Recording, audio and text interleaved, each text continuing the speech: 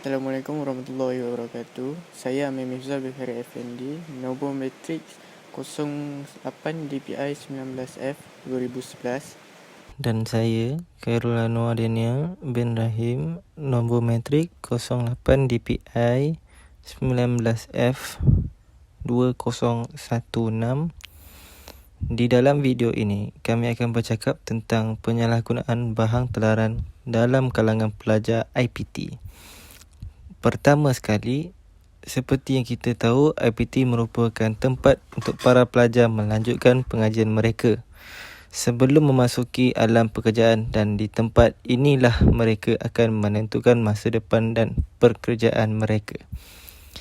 Antara bahan terlarang dan penyalahgunaan bahan yang sering dilakukan di kalangan remaja ialah rokok, alkohol, gam, turpentin, ubat batuk dan dadah. Perbuatan menyalahgunakan bahan adalah salah dari segi agama dan undang-undang serta boleh menyebabkan kemudaratan pada badan ataupun orang di sekeliling mereka seperti kawan dan keluarga. Di peringkat usia kalangan pelajar IPT, mereka mengalami konflik atau krisis mencari identiti dan kekeliruan peranan emosi terhadap seorang yang mengambil bahan terlarang boleh dilihat pelbagai bentuk. Emosinya boleh dilihat lebih ketara apabila pelajar di IPT tidak memperoleh bahan berikut walaupun beberapa jam. Mahasiswa atau mahasiswi yang ketagihan bahan terlarang menunjukkan perubahan emosi yang sangat jelas. Sama ada menjadi terlalu gembira, asyik ketawa, berperangai buruk atau menjadi pendiam. Pelajar yang mengambil dadah seperti ganja atau pil Erimint 5, mereka akan menjadi lebih cergas selepas mengambil bahan terlarang tersebut. Selain hilang rasa malu dan mudah ketawa, mereka juga suka membuat bunyi bising tanpa menghiraukan orang di sekeliling mereka. Apabila mereka mengambil dadah, mereka berasa lebih yakin dan gembira. Sebaliknya menjadi murung dan gelisah jika tidak mendapat bahan tersebut. Apabila keinginan untuk mendapat dadah tidak dipenuhi, akan berlaku gangguan dan ketidaktenteraman jiwa dan mungkin akan bertindak agresif jika tidak dapat menghilangkan ketagihan mereka. Penyalahgunaan dadah memberi impak yang sangat kuat kepada otak sehingga menyebabkan penagih mengalami psikosis, iaitu sakit mental yang teruk. Terdapat banyak faktor yang menyebabkan mereka melakukan hal sedemikian. Salah satu daripadanya adalah faktor daripada ibu bapa. Pada hari ini, dunia sering terlibat dengan kemelut penyalahgunaan bahan terlarang yang memberi 1001 keburukan kepada manusia. Hal ini kerana berpunca daripada sifat masyarakat sendiri yang tidak berfikir panjang sebelum melakukan sesuatu perkara, terutama para remaja serta pelajar-pelajar IPT. Misalnya, apabila mereka dalam keadaan terdesak, mereka memilih jalan mudah dengan mengambil bahan-bahan terlarang seperti dadah bagi memudahkan segala kerja seharian mereka. Antara golongan-golongan yang terpengaruh dengan bahan terlarang ini salah satunya adalah seperti pelajar-pelajar IPT atas alasan seperti penat ataupun tertekan dengan kehidupan harian mereka. Antara penyebab penyalahgunaan bahan terlarang ini adalah disebabkan oleh ibu bapa.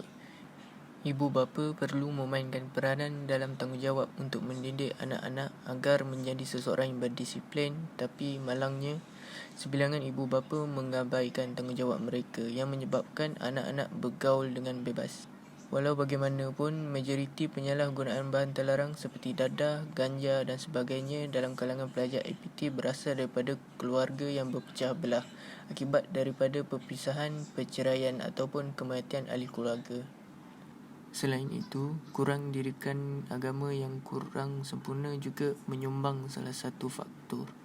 Apabila anak-anak kurang didikan agama, mereka akan berasa jauh dengan agama dan lebih mudah mendekatkan diri dengan perkara-perkara negatif. Oleh itu, ibu bapa bertanggungjawab dan berhak untuk mendidik anak-anak mereka.